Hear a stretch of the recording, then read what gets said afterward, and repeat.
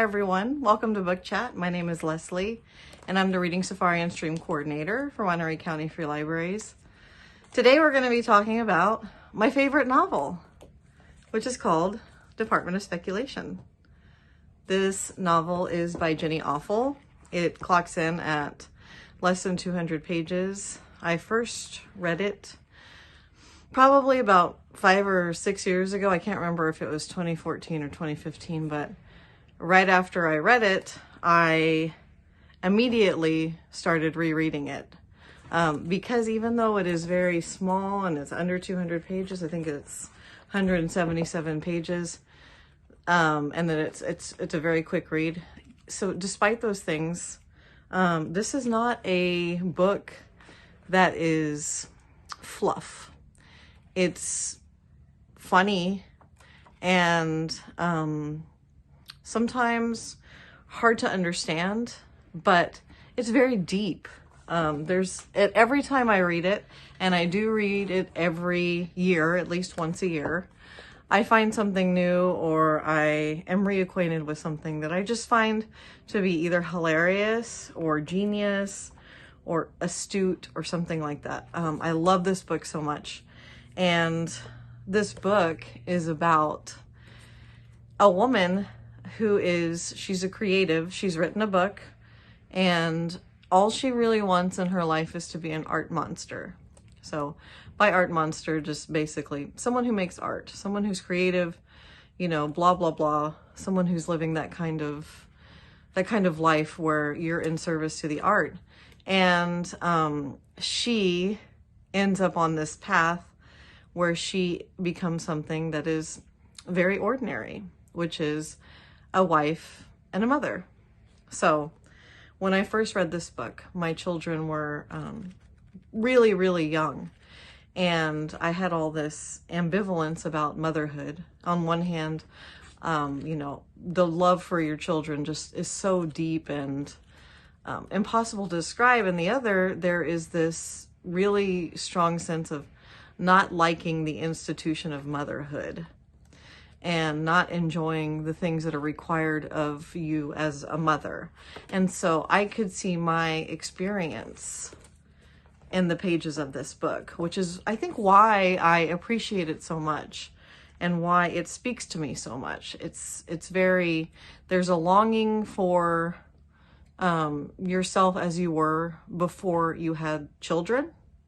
And then there's also the realization, the realization that happens at the same time as this longing to be the person you were.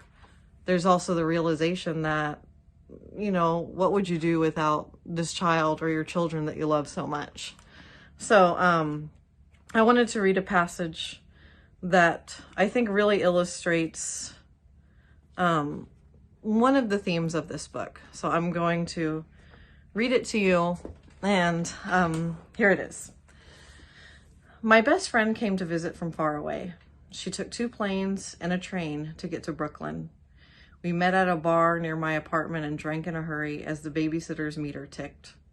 In the past, we'd talked about books and other people, but now we talked only of our respective babies, hers sweet-faced and docile, mine at war with the world. We applied our muzzy intellects to a theory of light, that all are born radiating light, but that this light diminished slowly if one was lucky, or abruptly if one was not.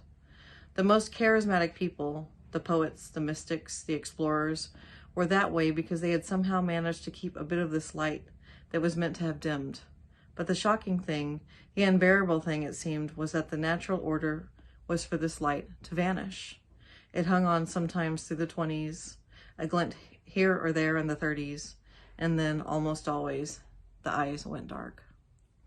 So I love this because, one, the narrator and her best friend can no longer seem to talk about the things that they once were obsessed with, and now they can only talk about their kids, which I know as a mother myself that I have watched myself do this very thing. I'm like, when I first became a mom, I was so, just enveloped in the whole thing that I was like, I finally had to take a step back. I was like, I'm only talking about my baby, you know, and it was really odd to see that I had become kind of distilled in that way. And then the part where they develop their theory of light, which is also the same way I felt as I've watched myself get older. You know, that when you're young, in your 20s, you've got all this, you know, vision, and then as you get older, you know, things change.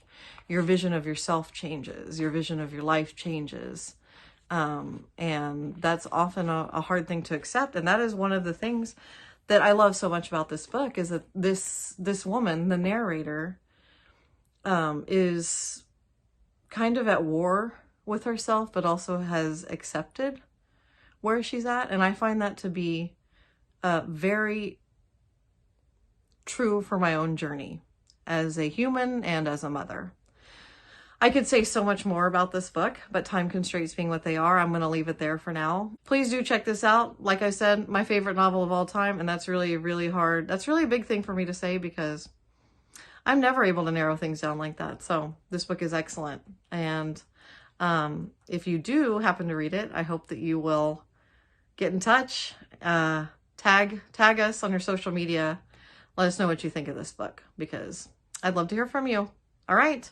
So until next time, hang in there. Take care. Bye.